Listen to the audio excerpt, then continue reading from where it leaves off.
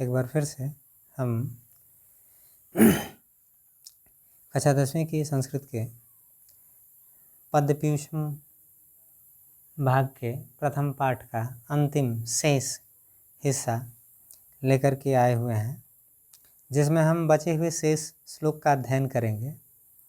पिछले भाग में हमने चर्चा किया था कि अंत में द्रोण ने अर्जुन को बुलाया था और उनसे कहा था कि इस डाली पर रखे हुए स्थित गिद्ध को देखो,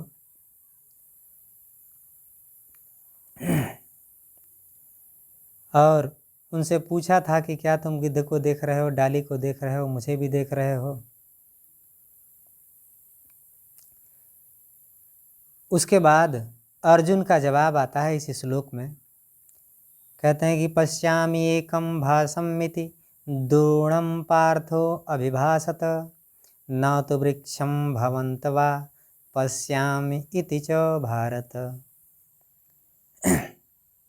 पश्यामि एकं भासम, पश्यामि देखता हूँ, एकम एक भासम गिद्ध को, इति द्रोणं पार्थो अभिभाषत ऐसा द्रोण को पार्थ ने कहा। न तो वृक्षं भवन्तं वा पश्यामि इति च भारत। और फिर उस भारत ने अर्थात अर्जुन ने कहा कि ना तो मैं वृक्ष को देखता हूँ, न तो वृक्षम भवन्तं वा अथवा आपको, और ना तो वृक्ष को देखता हूँ, पश्यामि देखता हूँ।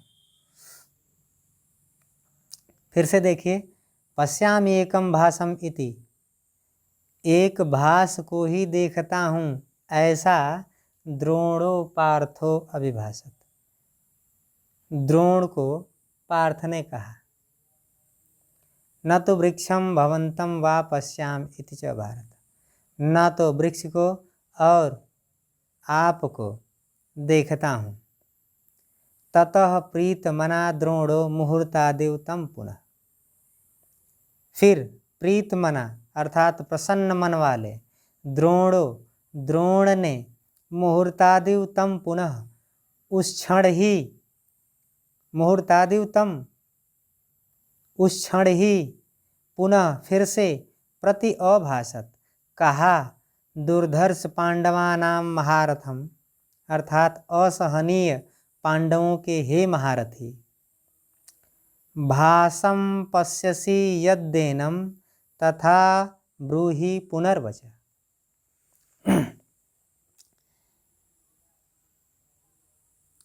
ततः प्रीतमना द्रोणो मुहूर्तादिव तं पुनः। फिर प्रसन्न हुए द्रोण उस क्षण ही फिर से कहते हैं, प्रति अभाषत कहते हैं, दुर्धर्ष असहनीय पांडवानाम पांडवों के महारथम महारथी,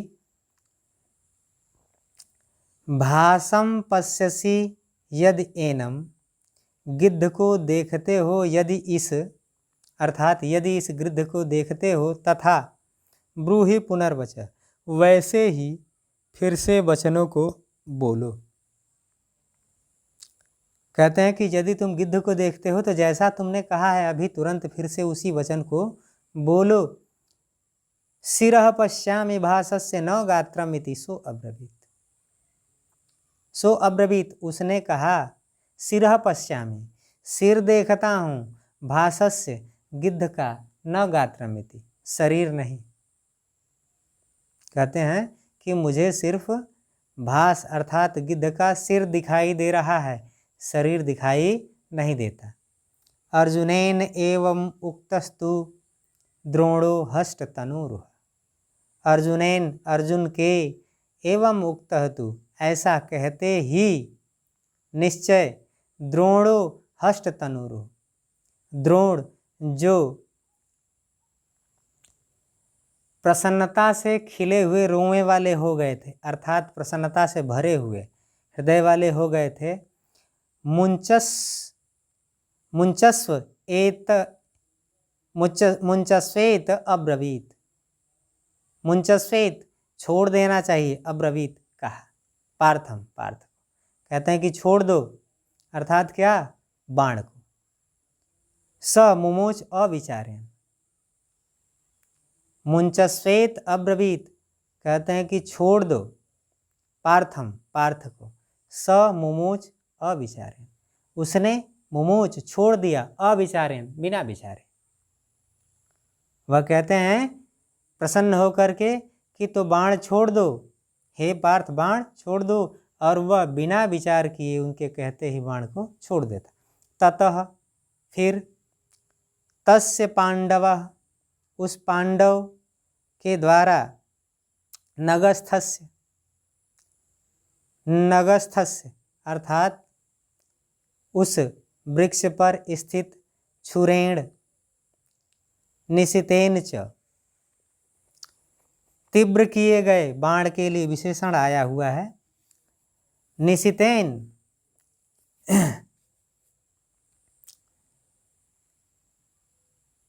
तेजी से, तीव्र और तेजी से, तेज धार वाला जो हो गया था बाण, उससे सिरह उत्कृत्य तरसा पातायमास, सिर को काट करके, तरसा तेजी से, पातायमास गिरा दिया गया। अर्थात फिर उस पांडव के द्वारा अपने तेज धारदार बाणों के जरिए उसके सिर को काटकर तेजी से गिरा दिया गया। किसको? गिद्ध के सिर को। हर्षोद्रेकेण, हर्ष के उद्वेग के कारण, तम उसे, द्रोण, द्रोण ने, परयसु अवजत, पांडवम पांडव को, और हर्ष की अधिकता के कारण, आनंद की अधिकता के कारण उस पांडव को अर्थात अर्जुन को द्रोण ने आलिंगन कर लिया, अर्थात गले से लगा लिया। तो ये आपका पहला अध्याय जो लक्ष्य वेध परीक्षा का अंतिम भाग था खत्म होता है। जो अगर वीडियो अच्छी लगे तो लाइक, सब्सक्राइब और शेयर करें। मिलते हैं अगली वीडियो में। धन्यवाद।